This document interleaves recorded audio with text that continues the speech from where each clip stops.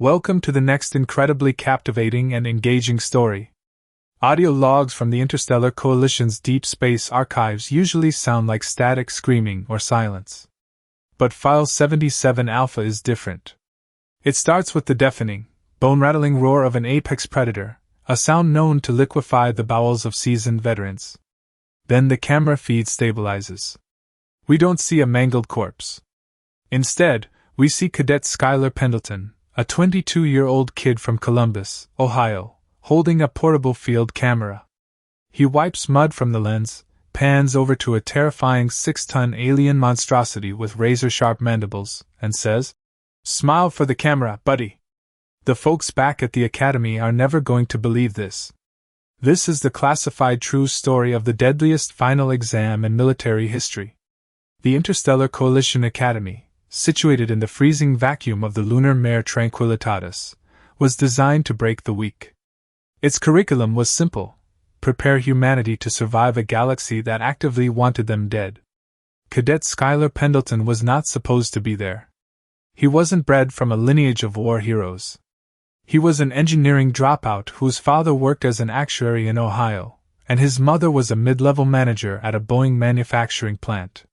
Skylar was scrawny, prone to motion sickness, and possessed a quiet, analytical demeanor that infuriated his drill instructors.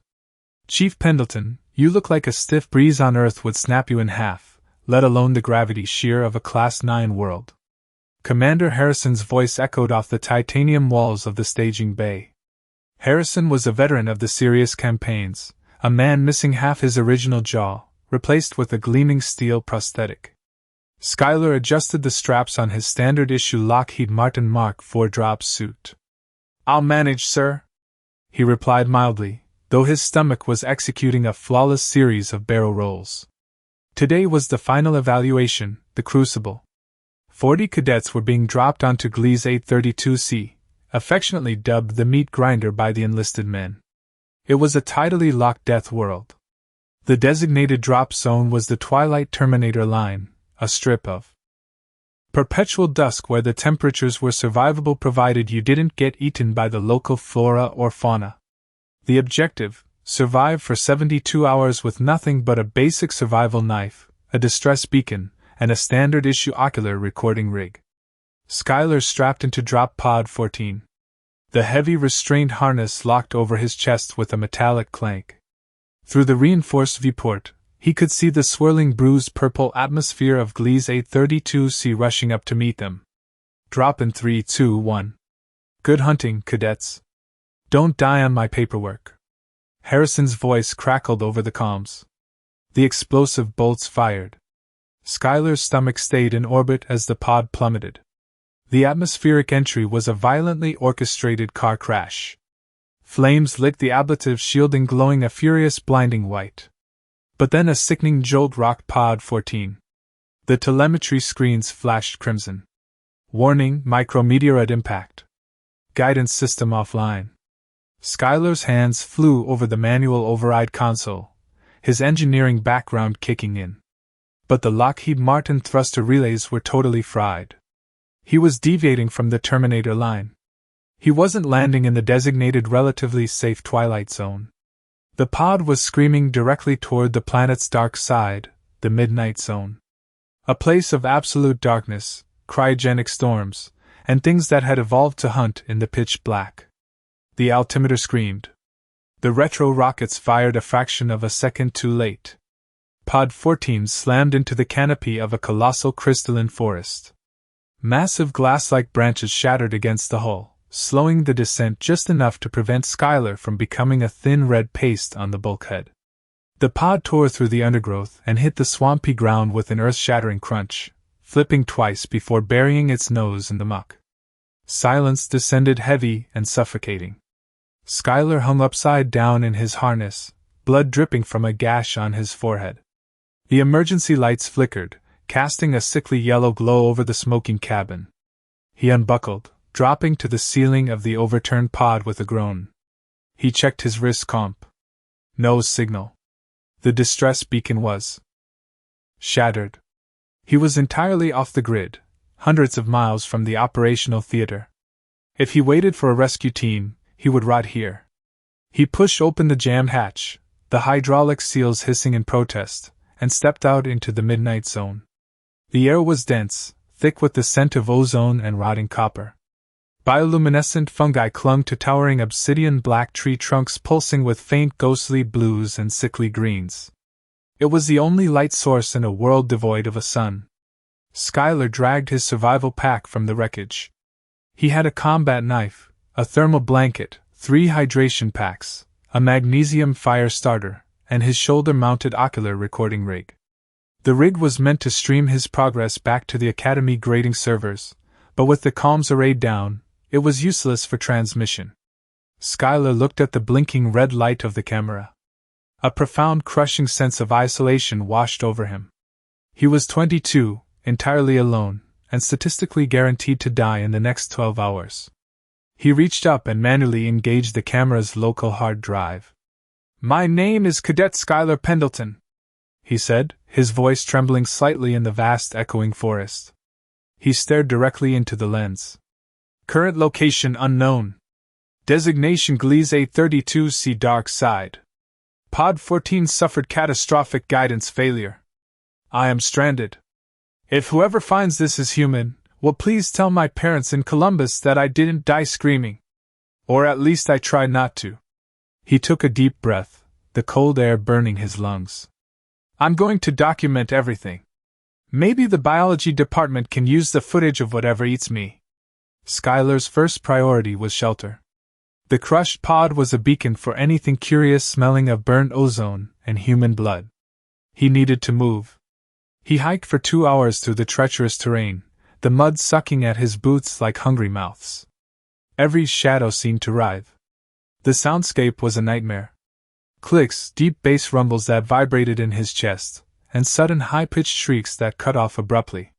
He found a shallow cave formed by the tangled petrified roots of a massive fallen tree. It offered cover from 3 sides. Gathering bioluminescent moss and brittle dry sap, he used the magnesium starter to spark a small fire. The dancing flames offered a psychological comfort, pushing back the encroaching dark. He set the camera on a rock, framing himself and the fire. Entry 2, establishing a perimeter. The atmosphere here is hyperoxygenated. I have to be careful with the fire, but I need it to ward off the cold. Temperature is dropping rapidly. I estimate it's currently minus 20 degrees Celsius. Schuyler then opened his pack, pulling out the ruined remnants of his pod's internal comms unit, which he had stripped before leaving. Using his survival knife, he carefully stripped the copper wiring and extracted the microcapacitors. For the next hour, his hands worked with practiced nerdy precision. He wasn't a soldier. He was a tinkerer. He rigged a tripwire around the entrance of the root cave, wiring it to the heavy-duty capacitors. "I've built a makeshift electrostatic perimeter alarm," he told the camera, wiping a smudge of dirt off his cheek. "If anything breaks the wire, the capacitors will discharge, creating a loud pop and a flash. It's not lethal, but it should startle any local predators. Human ingenuity, right?" He wrapped himself in his thermal blanket, clutching the survival knife to his chest. He didn't sleep. He lay there listening to the Deathworld breathe. Around 400 hours, the sounds of the forest abruptly ceased. The normal ambient chirps and rumbles vanished, replaced by a heavy, suffocating silence. The hair on Schuyler's arms stood up. Snap! A massive branch broke in the distance. Then a low rhythmic thudding. Footsteps. Heavy enough to shake the ground. Whatever it wasn't trying to hide. It was the apex. It knew nothing in this forest could challenge it. Schuyler held his breath, his eyes wide in the dark, watching the entrance to his shelter. He slowly reached up and tapped the side of his camera, ensuring the low-light sensors were recording. If he was going out, he was getting it on tape. The tripwire snapped with a sharp twang. Instantly, the rigged capacitors detonated. Crack! A brilliant flash of blue-white electricity illuminated the darkness outside the root cave. An unearthly, deafening roar tore through the night, a sound of sheer shock and pain. The shockwave of the roar actually snuffed out Schuyler's small fire, plunging him into absolute blackness. Skylar scrambled backward, pressing himself deep into the recesses of the petrified roots, gripping his knife so hard his knuckles turned white. He waited for the massive claws to reach in and drag him out. He waited for the end, but the attack never came. Instead, the deafening roar shifted into a series of ragged wet gasps. Heavy thuds shook the ground, followed by the sound of immense weight collapsing into the mud. Then, a low resonant whimper. Skylar stayed frozen for what felt like hours, though the timer on his wrist comp told him only 20 minutes had passed. The heavy, ragged breathing outside continued. It didn't sound like a monster waiting in ambush. It sounded like something dying. Curiosity, that fatal human flaw, began to override his terror. He was a dead man anyway, right? He reached to his shoulder, detached the ocular rig, and held it out like a shield. He switched the camera's floodlight to a dim red hue, less likely to provoke an aggressive response. Slowly, agonizingly, Skylar crawled out of his shelter. The red beam cut through the mist. 10 yards away lay the beast. It was breathtaking. It looked like a nightmarish fusion of a Terran direwolf and a heavily armored theropod dinosaur. It was easily 15 feet long from its blunt crocodilian snout to the tip of its heavy spiked tail. Thick carbon black scales covered its back, while its underbelly was a dark leathery gray. But what caught Skylar's eye were the bioluminescent stripes running down its flanks. They were currently flashing a frantic erratic crimson. The beast was lying on its side, panting heavily. As Skylar's red light swept over it, he realized why it hadn't attacked him. It was already in a fight for its life, and it was losing. Clinging to the beast's thick neck and underbelly were dozens of fist-sized lamprey-like parasites. They were a sickly translucent color, their bodies pulsing as they drained the massive predator's blood. The beast pawed weakly at its own neck with a massive scythe-like claw, but it was too exhausted, too drained to dislodge them. It looked at Skylar. Its eyes were pools of liquid gold, the pupils dilated with agony. In that moment, Skylar didn't see a terrifying apex predator. He saw an animal in pain. It was the same look his childhood golden retriever Buster had given him when it got its leg caught in a snare fence back in Ohio. "You're watching this academy," Skylar whispered to the camera in his hand. "This is the big bad monster of the Midnight Zone. It's being eaten alive by oversized ticks. The standard protocol dictated by Commander Harrison was clear. Never engage local fauna unless to kill or consume. Never show empathy. Empathy on a death world gets you killed." Skylar looked at the beast. He looked at his survival knife. He looked down at the emergency flare in his belt. "To hell with protocol," Skylar muttered. He set the camera down on a stump, angling it to capture the scene. He pulled the flare from his belt and ignited it. Searing brilliant red magnesium light bathed the clearing. The sudden burst of intense heat and light caused the parasites to writhe. Skylar stepped forward. The beast rumbled, a deep warning growl vibrating in its chest, baring teeth the size of combat knives. "Easy," Skylar said, keeping his voice steady, projecting a calm he absolutely did not feel. "Easy, big guy. I'm not here to hurt you. Let me help." He didn't know if the alien understood the tone, but the sheer exhaustion won over its aggression. Its head dropped back into the mud. Skylar approached the beast's neck. Up close, the smell was a mix of musk, ozone, and copper blood. He brought the burning flare close to one of the translucent parasites. The intense heat was too much for the creature. It shrieked a high, reedy sound and detached, dropping into the mud where it began to scurry away. Before it could, Skylar brought the heavy heel of his combat boot down, crushing it with a sickening pop. "One down," Skylar breathed. He spent the next hour working meticulously.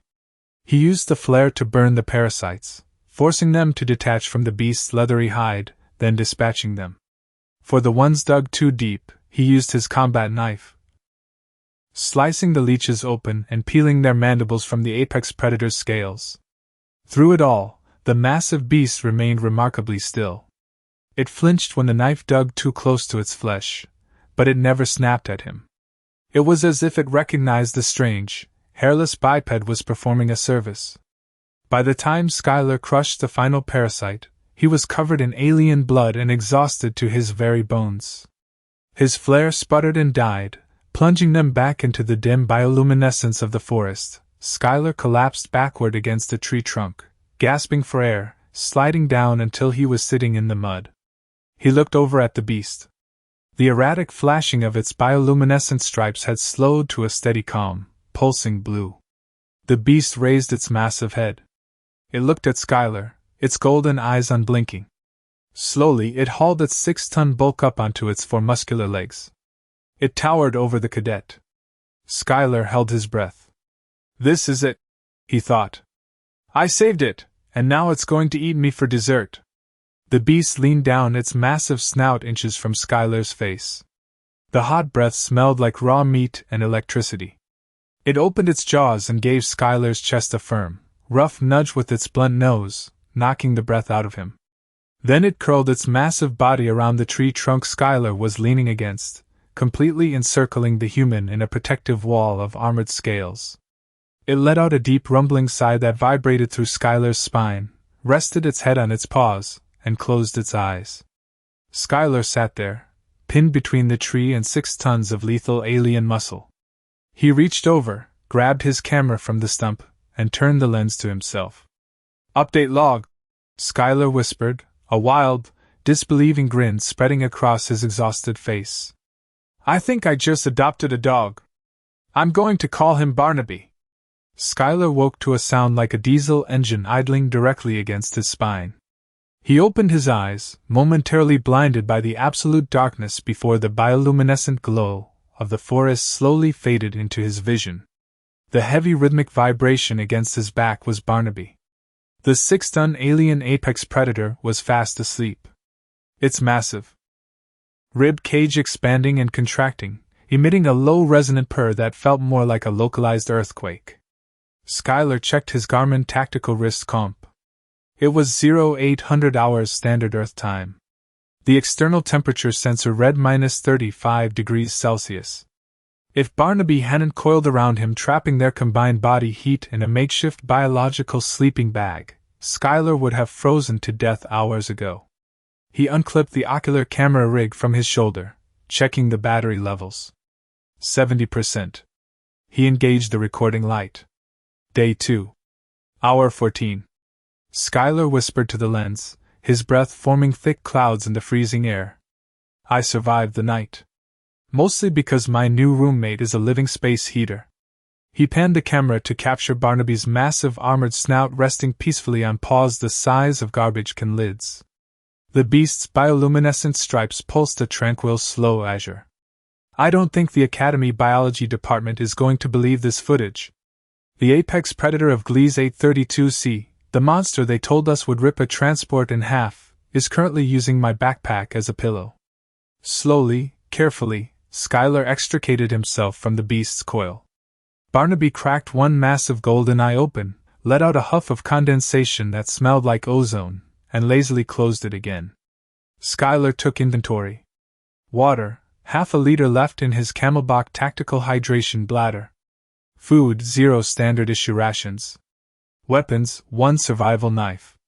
Medical, standard trauma kit. He was incredibly thirsty, and his stomach was loudly protesting the lack of calories. All right, Barnaby, Skylar said, patting the beast's thick leathery flank.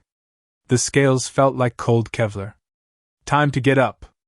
If I don't find water, I'm going to dehydrate before anything gets the chance to eat me. Barnaby stood up, shaking his massive frame like a wet dog, a motion that sent a shower of dried mud and crushed leaves flying into the underbrush.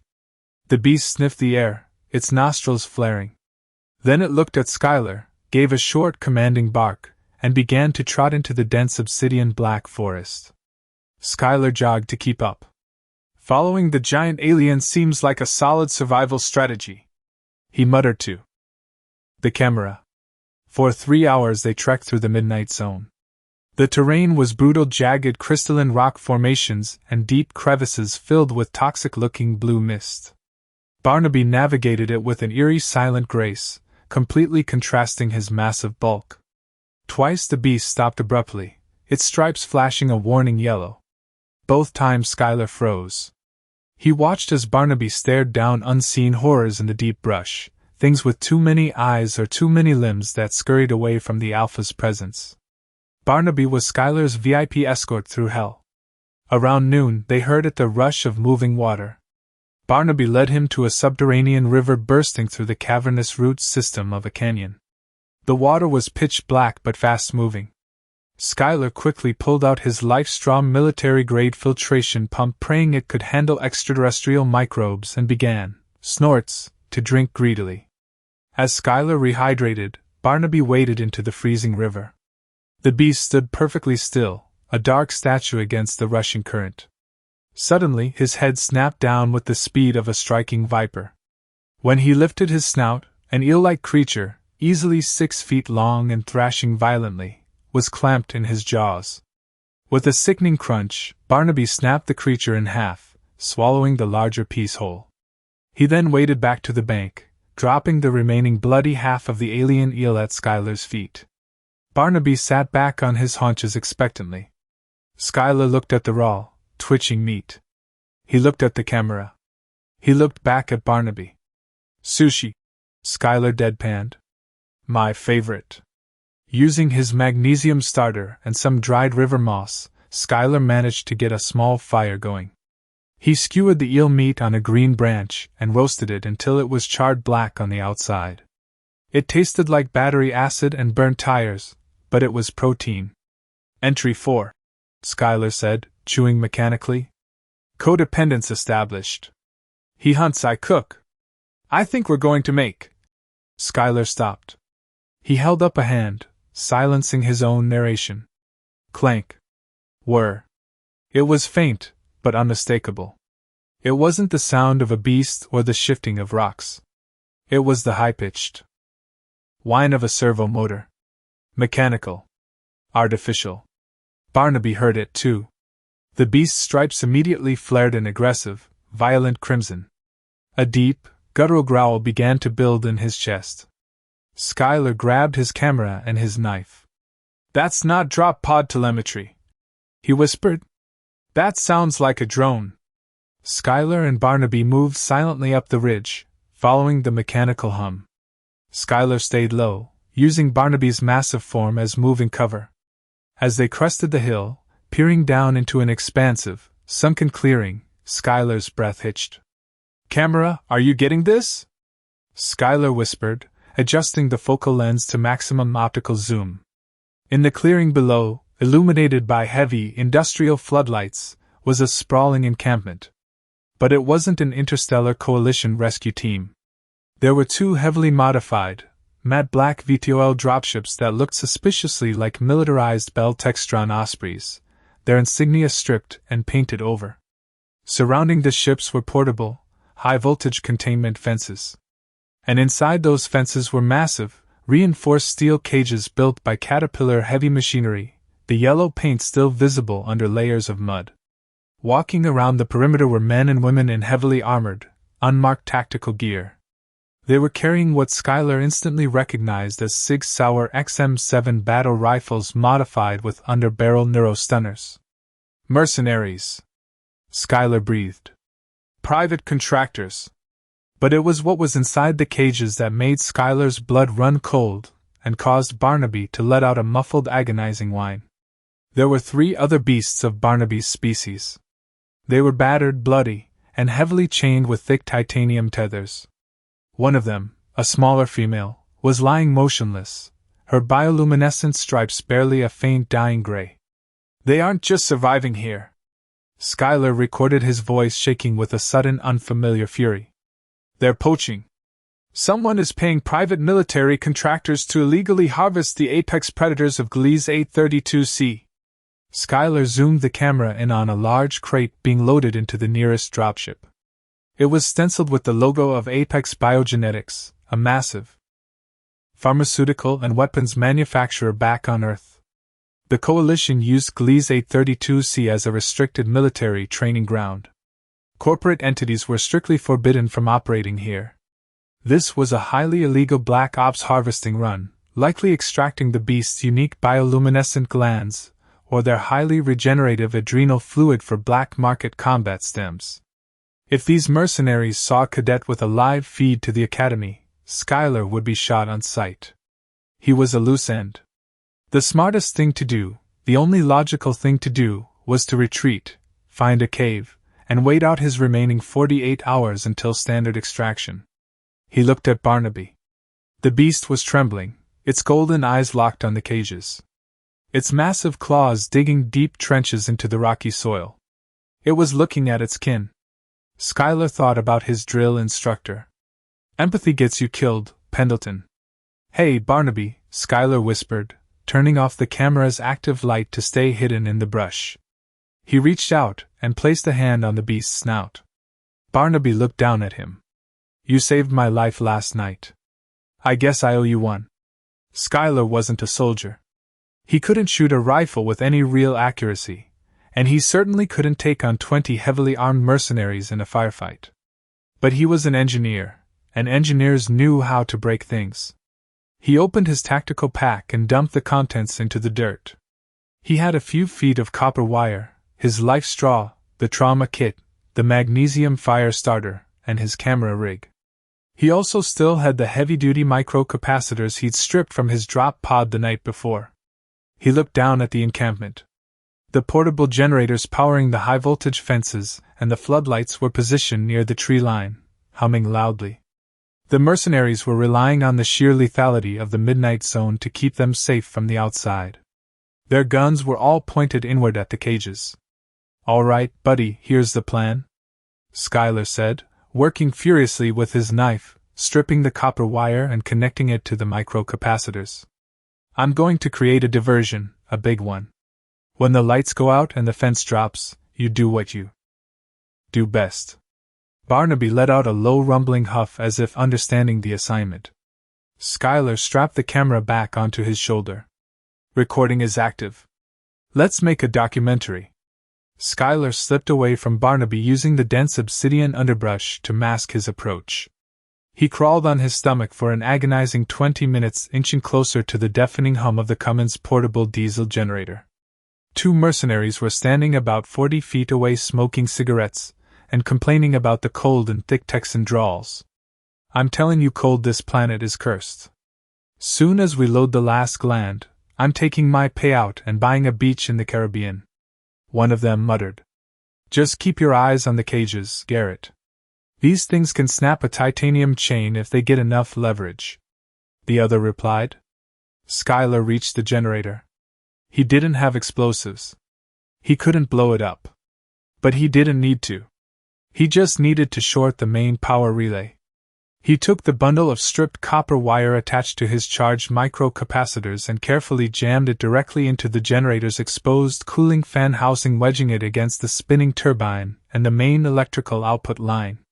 He turned and sprinted back into the dark tree line as fast as his legs could carry him.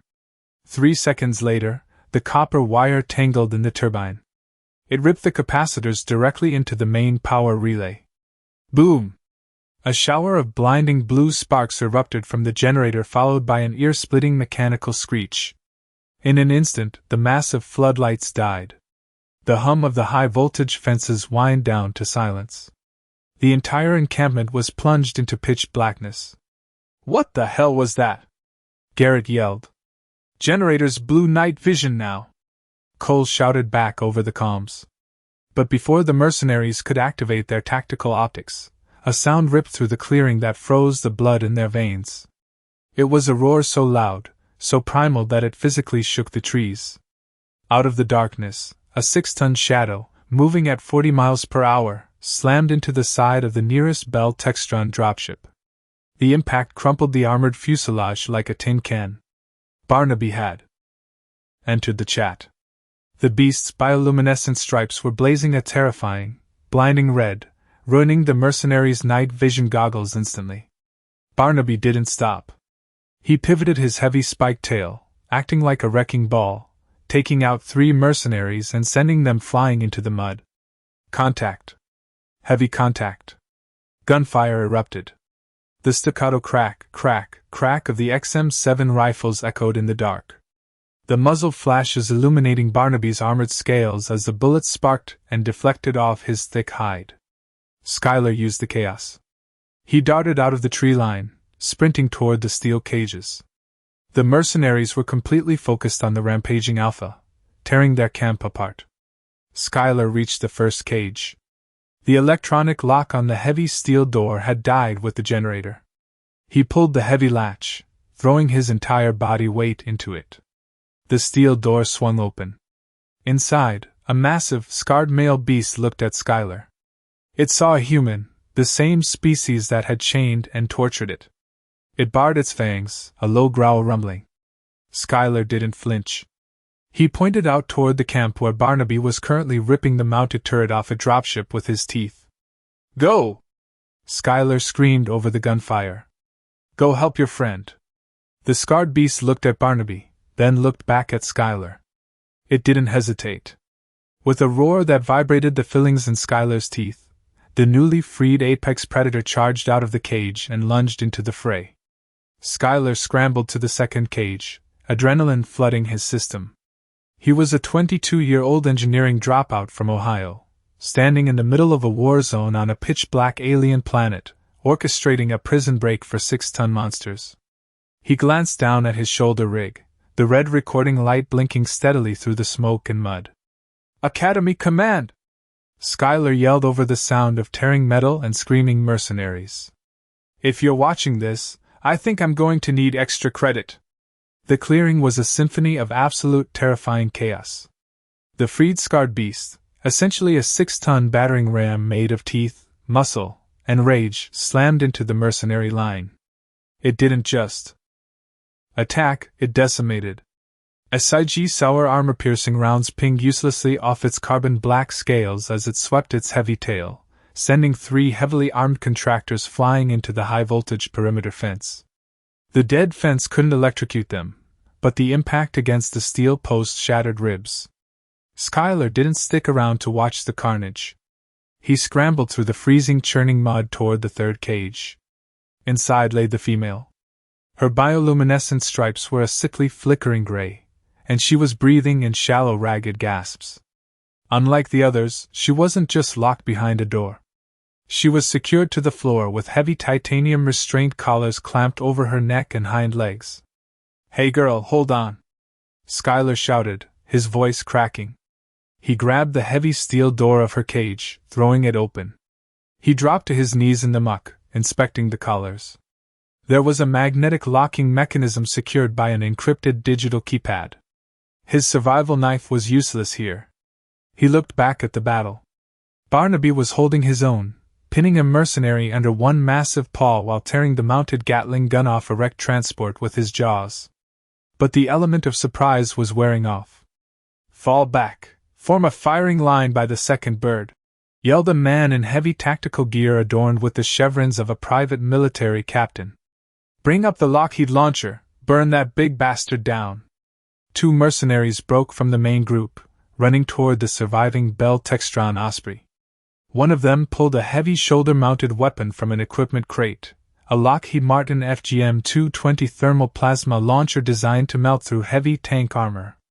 The merc hoisted it onto his shoulder, the targeting laser cutting a bright green line through the smoke, painting a dot directly on Barnaby's broad chest. Skylar's heart slammed against his ribs. "No!" he breathed. Barnaby was fast, but he couldn't dodge a localized plasma payload. Skylar desperately scanned his immediate surroundings. Next to the cages sat a piece of heavy equipment used to offload the massive steel crates, a Caterpillar 950 GC wheel loader painted in its iconic uncamouflaged industrial yellow, though heavily splattered with alien mud. Skylar bolted for the cab. He swung up the side ladder, ripping open the reinforced door. "Please be like the ones at the Boeing plant," Skylar prayed, remembering his high school summers working on the factory floor near his mother's office. Mercenaries were notoriously lazy when it came to equipment in secure zones. Skylar checked the ignition. The key was in it. He cranked it. The heavy diesel engine roared to life with a belch of thick black exhaust. Skylar didn't bother with the seatbelt. He threw the transmission into high gear, slammed his foot on the accelerator, and dumped the hydraulic levers forward. The massive loader lurched ahead, its heavy steel bucket dropping down to form a makeshift battering ram.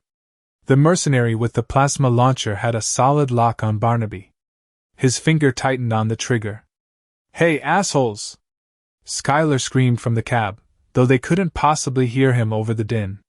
The caterpillar slammed directly into the side of the equipment crate the mercenaries were using for cover. The impact was deafening. The 6-foot steel crate crumpled and shunted violently sideways, knocking the heavy weapons specialist completely off his feet. The plasma launcher fired a fraction of a second later, sending a blinding sphere of superheated plasma streaking wildly into the sky, safely missing Barnaby, and vaporizing the upper canopy of the obsidian forest. Schuyler threw the loader into reverse, spinning the steering wheel hard. He raised the bucket and swung the massive machine around, placing the 10-ton bulk of the caterpillar squarely between the surviving mercenaries and the cages. He was a human shield encased in industrial steel. The captain of the Merc stared at the loader in absolute disbelief, his night vision ruined by the plasma flash. "What the hell is going on? Suppress that vehicle!" Bullets began to rain against the caterpillar, shattering the reinforced glass and peppering the chassis. Schuyler ducked beneath the dashboard glass raining down on his tactical rig. Seeing Schuyler draw the heavy fire, Barnaby let out a roar of absolute fury. The beast. Bioluminescence flared into a blinding strobing crimson. He charged the remaining defensive line. The scarred beast flanked from the right. It was a perfectly executed pincer movement by two animals that possessed a terrifying, almost human, tactical intelligence. The mercenary line shattered. Panic set in. "Aborting, abort! Get on the bird!" The captain screamed, abandoning his men, and sprinting for the open ramp of the surviving Osprey. The pilot was already spooling up the vertical thrusters. The downwash from the rotors kicked up a massive storm of mud and debris. 4 mercenaries, including the captain, managed to dive onto the ramp as the dropship violently lifted off the ground, leaving their dead and wounded behind in the muck. The Osprey banked hard, its engines screaming, and disappeared into the bruised purple sky of the midnight zone. Silence descended on the clearing, broken only by the crackle of localized fires, the hum of the idling caterpillar, and the heavy, ragged breathing of the beasts. Schuyler slowly peeked over the dashboard. The camp was utterly destroyed. He killed the engine, pushed the shattered door open, and climbed down. His legs felt like jelly, trembling so violently he almost collapsed into the mud. He unclipped his camera rig, the red light still blinking. "Entry 5. Schuyler rasped, wiping blood from a superficial cut on his cheek. "Private military contractors repelled. Heavy machinery applied. I need a vacation." Barnaby trotted over to him. The beast was covered in minor lacerations, a steady stream of purple blood oozing from a graze on his shoulder, but he seemed unfazed. He bumped his massive snout against Schuyler's chest, a check-in.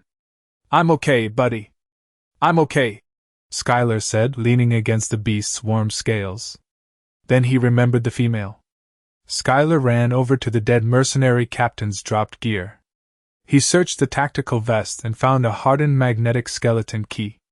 He sprinted back to the third cage. He slapped the key against the digital locks on the titanium collars. The heavy metal hissed and unclasped. The female beast didn't immediately move. She was starving, dehydrated, and severely wounded. Barnaby moved into the cage, letting out a soft trilling sound. The scarred beast joined him. They stood over her, nuzzling her flank, communicating in a series of low vibrations. Schuyler watched, adjusting the camera lens to capture the intimate, deeply empathetic moment between the so-called monsters. "They're a pack," Schuyler whispered to the camera. "A family." He needed answers. Leaving the beasts to tend to their own, Schuyler walked toward the only structure in the camp left relatively intact, a reinforced tactical command tent heavily insulated against the cold. The inside of the tent smelled of stale coffee, synthetic tobacco, and ozone. A portable space heater hummed quietly in the corner. In the center of the room sat a folding tactical table, bolted to which was a Dell rugged extreme military-grade laptop still booted up and running off an independent battery supply. Schuyler set his camera down, framing both himself and the laptop screen. He cracked his knuckles. He might be a terrible soldier, but data systems were his native language. He pulled up a chair and began digging through the mercenary captain's unsecured files. It didn't take long. The folder was blatantly labeled Project Alpenglow, Harvest Manifest. Schuyler's eyes scanned the documents, his stomach dropping into a cold, bottomless pit with every line he read. "Camera, you're getting this right," Schuyler said, his voice deadly quiet. "These are shipping manifests. They're extracting the beast's spinal fluid and adrenal glands. Apex Biogenetics is synthesizing it into a combat stim called Aegis 7. It drastically increases human reaction times and regeneration.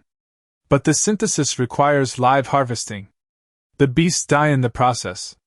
He clicked onto the next folder titled Acquisition Protocols. "To find the beasts, they need bait." Schuyler read aloud, his eyes widening. "The predators of Gliese 832C are highly intelligent.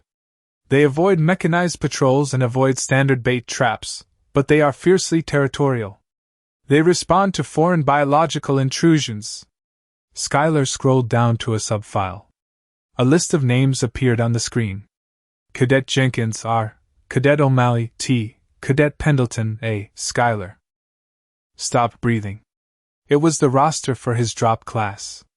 Next to each name were active GPS coordinates broadcasting live telemetry. "They're tracking us," Schuyler whispered, a profound sense of betrayal washing over him. "The drop pod malfunction. It wasn't a micrometeoroid. It was a remote override. They intentionally drop a handful of cadets outside the safe zone every cycle. The panic, the blood, the distress beacons. We ring the dinner bell. We draw the alphas out of the deep brush so the mercenaries can ambush them." He clicked the final document. It was a digital payment ledger routed through a Shell Corporation bank on Mars. The authorizing signature on the Coalition side, the man signing off on the acceptable training fatalities and providing the dropship telemetry to Apex Biogenetics, stared back at him in stark black pixels. Commander Elias Harrison, head of Academy Training. Schuyler slumped back in the chair. His drill instructor, the man who told them to never show empathy because it would get them killed. Harrison was selling his own students to a corporate meat grinder to line his pockets. The Crucible final exam was just a cover for an illegal lethal poaching operation. They aren't coming to rescue me, Schuyler realized looking into the camera lens. Standard extraction is in 48 hours, but if my pod deviated this far, they'll send a recovery team. A cleanup crew to make sure the bait didn't survive to tell the tale. Schuyler pulled a proprietary SanDisk encrypted flash drive from his tactical vest, jammed it into the Dell, and began aggressively copying the entire hard drive. Everything, the manifests, the telemetry logs, Harrison's signatures, the bank routes. Once the transfer was complete, he secured the drive in a waterproof pouch inside his suit. He picked up the camera. "Command, if any honest officer is watching this live feed on a delay, hear me now," Schuyler said, his tone devoid of the fear he'd felt yesterday. It was replaced by a cold, searing anger. "Commander Harrison is compromised. He is trading Cadet Liv's corporate payouts. I have the data to prove it, but my orbital transmitter is destroyed. I can't broadcast this data back to Earth from down here in the mud." He pulled up a topographical map on the laptop. He cross-referenced it with his Garmin comp. About 60 miles north, piercing through the dense stormy atmosphere of the Midnight Zone, was Mount Arabus. At its peak sat an old abandoned orbital relay tower left behind by the initial survey teams a decade ago. If he could patch his transmitter into that dish, he could broadcast the data packet directly to the Coalition High Command servers on Earth, bypassing Harrison entirely. "I'm heading for the Arabus relay," Schuyler declared. "I'm going to blow this entire operation wide open." He walked out of the tent. The three beasts were waiting for him. The female was on her feet, now leaning heavily against the scarred male, but she was stable. Barnaby stood at the front, his massive tail swishing slowly. Skylar looked at the 6-ton alien predator. They had both been used. They had both been marked for death by the same corrupt system. "Hey, Barnaby," Skylar said, walking up to the beast. He patted the thick armored neck. "I have to take a walk, a long one, up that mountain. There's going to be a lot of guys with guns trying to stop me." Barnaby let out a low rumble. He looked at Skylar, then turned his head to look at the other two beasts. He let out a sharp, commanding bark. The scarred male nodded his massive head, guiding the female gently into the dark brush, away from the carnage, disappearing into the safety of the deep forest. Barnaby turned back to Skylar. He didn't leave. Instead, the beast lowered his massive shoulder to the mud, dipping his head, inviting the human to climb up. Skylar stared in disbelief. "You want to give me a ride?" Barnaby huffed impatiently, sending a cloud of steam into the air. Skylar smiled a grim, determined expression. He climbed up the thick scales, straddling the beast's broad back, gripping the heavy ridge spikes like saddle horns. He clipped the camera rig securely to his shoulder. "Entry 6, Skylar said over the hum of the wind. "New objective, the Arabus relay. Mode of transport, 6 tons of pissed-off apex predator. Harrison, if you're watching this, you messed with the wrong cadet," Barnaby roared. A sound that echoed for miles across the dark canopy, challenging anything foolish enough to stand in their way. With a powerful lunge, the beast carried the human off into the obsidian forest, beginning the long march toward the summit. The trek up Mount Arabus was a brutal vertical nightmare. As they climbed higher, leaving the dense bioluminescent canopy of the midnight zone behind, the temperature plummeted. The air grew perilously thin, carrying a biting gale that felt like shattered glass against Skylar's exposed face. If he hadn't been pressed directly against Barnaby's massively radiating 6-ton form, his blood would have frozen solid in his veins hours ago. "Camera battery at 20%. Skylar rasped, his lips cracked and bleeding. He kept the lens angled over Barnaby's spiked shoulder, capturing the dizzying drop into the black abyss below. "Elevation is roughly 14,000 feet. The Arabus relay is just over the next ridge, but we've got company." Below them, cutting through the eternal darkness, were the sharp, synchronized beams of searchlights. It wasn't just a dropship, it was a hunter-killer squad. Commander Harrison had realized his files were copied. He wasn't sending standard mercenaries anymore. He had deployed his own Black Ops retrieval team, Echo Actual, heavily armed and explicitly ordered to leave no survivors. Skylar could hear the high-pitched whine of Boston Dynamics mechanized combat hounds leading the pack autonomous quadrupedal drones armed with twin-linked rotary cannons and thermal optics. "They're tracking my suit's residual thermal signature," Skylar muttered. He looked down at his garment comp. "We need to break their line of sight, or those drones are going to paint us for an orbital strike." Barnaby let out a low, rumbling growl, his golden eyes scanning the treacherous, icy cliff face. The beast possessed a hyperspatial awareness that bordered on precognition. He didn't just see the mountain, he felt its structural integrity. Barnaby moved toward a massive overhang of glacial ice that clung perilously to the side of the cliff, centuries of frozen ammonia and water perfectly balanced over the narrow paths the mercenaries had to use. Skylar instantly saw what the beast was planning. "You want to drop the roof on them?" he whispered, a grim smile cracking his frozen face. "I can help with that." Skylar dismounted. He pulled out the final remnants of his drop pod gear.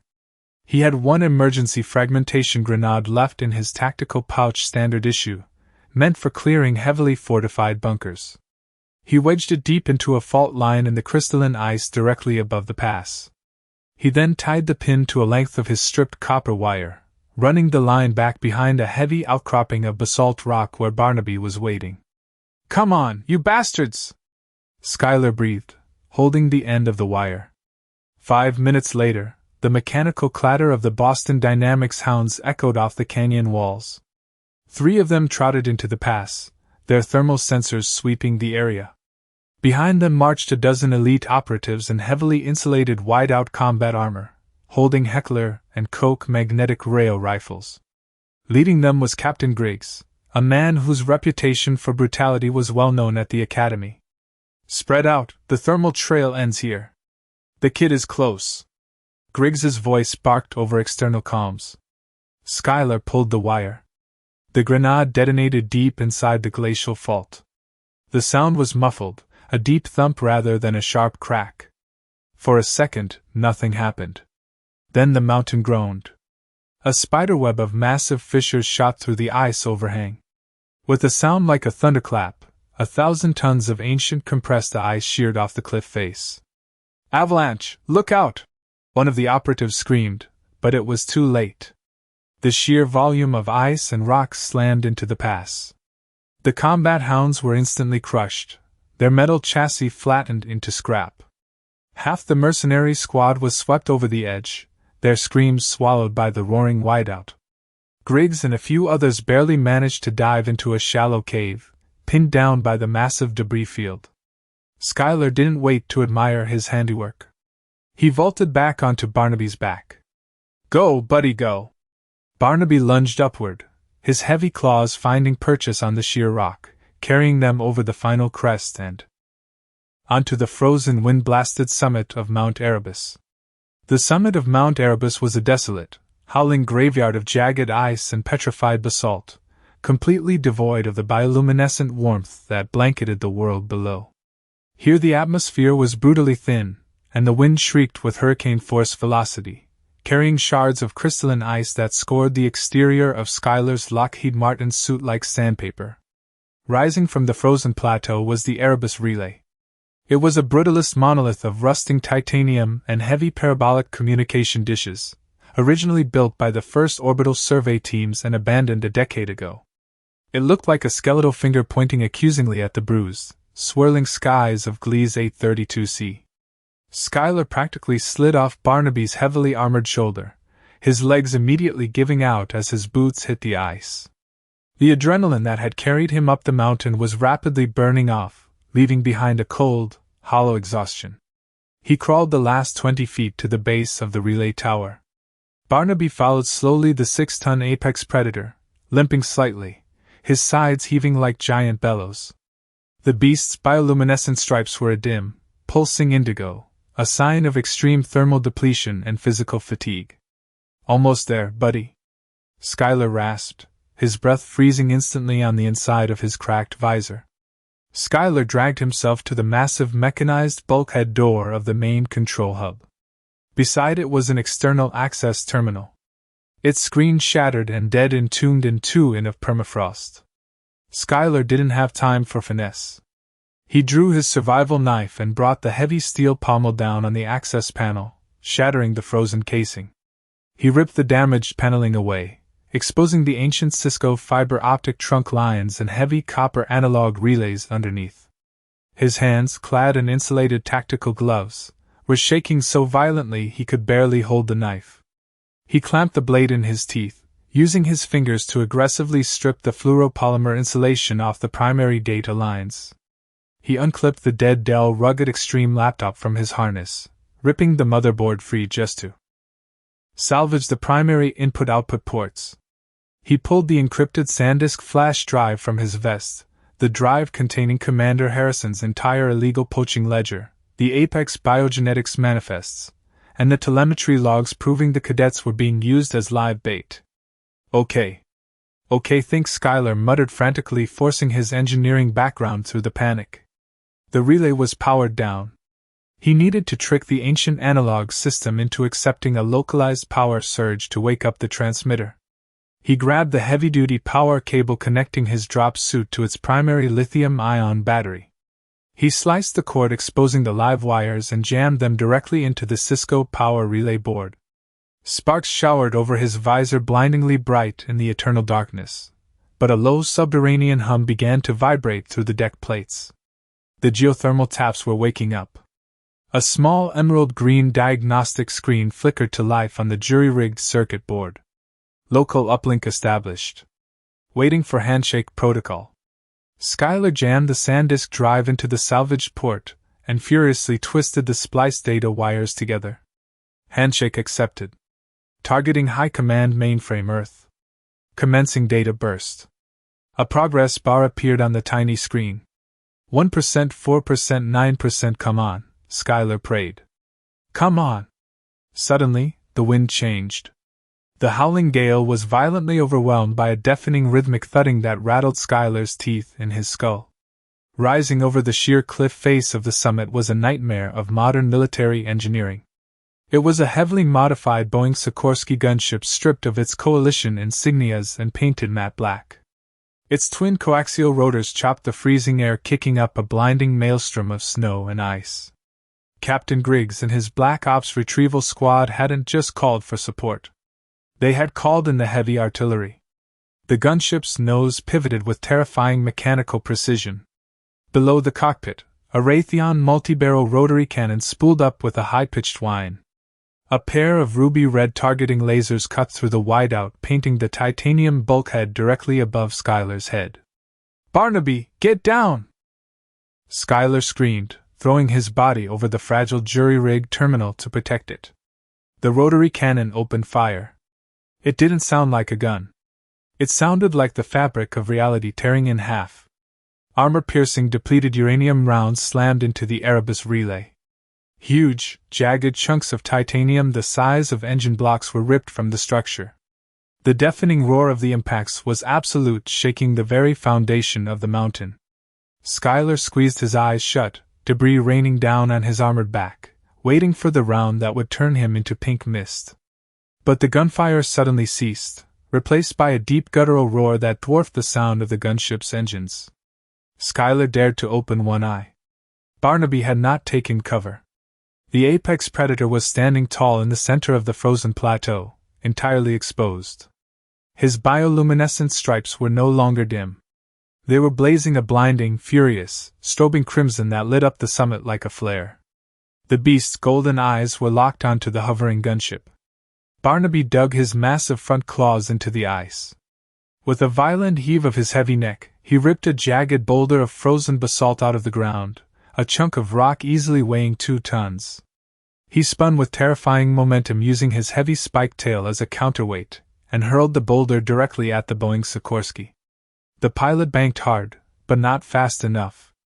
Snorts, the basalt boulder clipped the gunship's left weapons pylon, completely shearing off a pod of unguided rockets. The aircraft lurched violently, alarms blaring from the cockpit. "Kill that monster!" The pilot's voice crackled furiously over the open, unencrypted proximity channel on Skylar's Garmin comp. The gunship stabilized and brought the rotary cannon to bear directly on Barnaby. The stream of depleted uranium rounds walked across the ice and slammed into the beast. Even Barnaby's carbon-black hyperdense scales couldn't fully stop heavy aircraft munitions. The rounds tore into his massive shoulder and flank. Purple blood erupted into the freezing air like steam. Barnaby let out a roar of absolute agony, his front left leg buckling. The 6-ton monster collapsed heavily onto the ice, sliding backward from the sheer kinetic force of the bullets. "No!" Skylar shrieked, his voice tearing his throat. He tried to stand to draw his pathetic survival knife, but the upload terminal beeped frantically. 82%, 85%. If he uncoupled his suit's battery now, the transmission would fail. Harrison would win. The poaching would continue. Barnaby would die for nothing. Skylar stayed pinned to the floor, tears freezing to his cheeks, his hand firmly holding the spliced wires together. The gunship hovered menacingly above the wounded beast. A heavy air-to-surface missile pod dropped from its belly. The targeting laser painted a solid red dot squarely on Barnaby's heaving chest. "Target locked. Wiping the board," the pilot stated coldly. Barnaby, bleeding heavily and panting clouds of thick white steam, looked across the ice at Skylar. The beast's crimson stripes flickered, fading back to a deep, resonant blue. He let out a low rumbling huff that sounded almost like a sigh. Then the apex predator of Gliese 832C did the impossible. Ignoring a shattered shoulder and a dozen gunshot wounds, Barnaby dug his hind legs into the permafrost. The muscles in his massive haunches coiled tight. With a final earth-shattering roar that echoed for miles across the midnight zone, Barnaby launched himself off the icy plateau. He leaped an impossible 30 feet into the air, launching his entire 6-ton bulk directly upward into the downwash of the rotors. The pilot barely had time to scream before Barnaby slammed onto the nose of the gunship. Massive scythe-like claws effortlessly punched through the reinforced ballistic glass of the cockpit. The sheer overwhelming weight of the alien immediately dragged the nose of the Boeing Sikorsky downward, throwing the center of gravity wildly off balance. The air-to-surface missile fired, but the trajectory was ruined. It streaked wildly over the relay tower, exploding harmlessly into a distant peak, triggering a secondary avalanche miles away. The gunship, utterly out of control with a furious apex predator tearing its cockpit apart, went into a fatal spin. The twin rotors caught the edge of the cliff face, shattering into a million pieces of carbon fiber. The aircraft plummeted out of the sky, slamming into the lower snowbank in a blinding concussive fireball. Barnaby rolled free a fraction of a second before the explosion. He slid across the jagged ice, his massive body leaving a thick trail of purple blood before coming to a heavy, motionless halt 20 feet from the relay doors. Schuyler stared in absolute horror. He looked down at the terminal. 99% 100% data burst complete. Encryption verified. The green screen flashed twice and died. Schuyler immediately ripped the power cord from the terminal, abandoning the drive. He scrambled across the ice on his hands and knees, ignoring the searing pain in his frostbitten fingers. He reached Barnaby's side. The beast was a mess of lacerations and burns. His breathing was shallow, wet, and ragged. Hey, buddy," Schuyler choked out, pulling his helmet off, entirely uncaring about the freezing air. He pressed his bare hands against the beast's thick, cold snout. "You're okay. You're going to be okay." Barnaby didn't open his eyes, but a weak vibrating hum resonated deep within his chest, answering the human's touch. Suddenly, the proximity radio in Schuyler's discarded helmet crackled to life. It wasn't the static of a dead channel, and it wasn't the arrogant drawl of a mercenary. It was a clear, digitally refined signal that carried the absolute terrifying authority of the highest echelons of the Coalition Navy. "Cadet Pendleton, this is Fleet Admiral Sterling of the Interstellar Coalition High Command." Schuyler stared at the helmet lying in the snow. "We have received your data packet in full." Admiral Sterling's voice echoed cold and utterly uncompromising. "Your telemetry logs have been verified. Commander Harrison and his network of accomplices at the Academy are currently being detained by military police. All corporate assets on Gliese 832C are hereby declared hostile and subject to immediate kinetic strike." The radio paused, the distant sound of heavy orbital thrusters bleeding through the mic. "Do not move, son. A detachment of orbital drop shock troopers is entering the atmosphere directly above your coordinates now. Medical and heavy support inbound. Hold the line, Cadet. You did good." Schuyler looked up. Piercing through the bruised, stormy canopy of the midnight zone were dozens of brilliant burning streaks of light. Drop pods. But these weren't faulty cadet pods. These were military-grade shock troops coming down like the wrath of God. Schuyler slumped against Barnaby's massive, battered side. He wrapped his arms around the thick ridge spikes on the beast's neck, burying his face against the heavy scales.